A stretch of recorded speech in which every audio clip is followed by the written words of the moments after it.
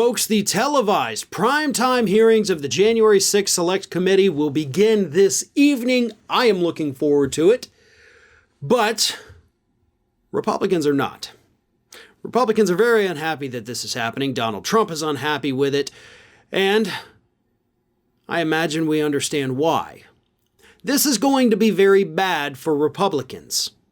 You know how we know it's going to be very bad for Republicans? Not just the way they're freaking out before it even happens, but because we continue, before we even get to the hearings, to get new information about the depths to which the Republican Party, and Donald Trump, of course, were willing to sink to overturn the results of that election. And we learned even more yesterday, because a federal judge ordered the release of 159 documents from John Eastman, who was acting as one of Donald Trump's attorneys in the lead up to the events of January 6th.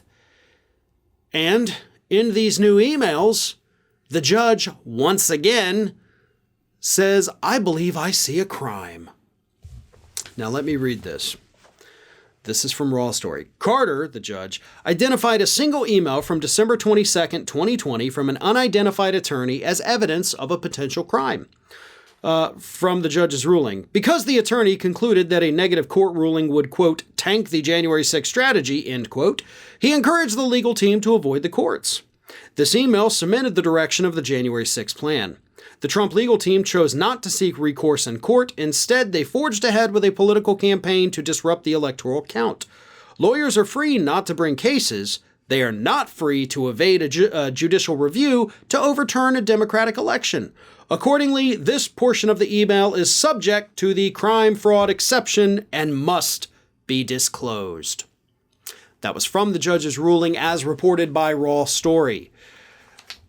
So, more documents, more material for the January 6th committee. And again, this happened the day before the televised hearings were scheduled to begin. So things are looking bad for Trump. Things are looking bad for John Eastman, too. Eastman continues to lose in court, and this is now the second time that a judge has looked at these documents and said, holy hell, pretty sure there's a crime that was committed here. And those are just the things that we know about. I mean, again, like I said, this is something we've only known for 24 hours. Imagine what that committee is sitting on. Imagine the Eastman emails and materials that they've gone through that haven't been revealed to the public yet. Which is, by the way, the vast majority of everything they have. Yes, we have a lot of the Mark Meadows text messages that have been revealed. There's a lot of them that haven't.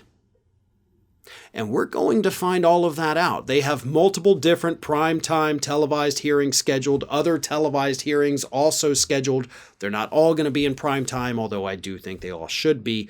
Republicans are running scared. Donald Trump is scared. And I think, honestly, that is why Donald Trump, his people have been kind of spreading the news that, oh, he may be making a presidential announcement soon. Whatever they can do to distract the public from all of these leaks that are happening again before we even get to the hearings. We're going to find out so much. It's going to be so bad for the Republicans. And that is, of course, why they're freaking out right now. Because if we look at what we do know, what has been leaked, what has been revealed, and we take into account how bad that is, just imagine how bad the stuff is that we won't know about till later tonight. Hey everyone, this is Aspen. And did you know that for the low cost of $0 per day, you can subscribe to the Fair and Balanced YouTube channel? We also encourage you to like, comment, and share. But again, click that subscribe button and help Aspen not be so grumpy.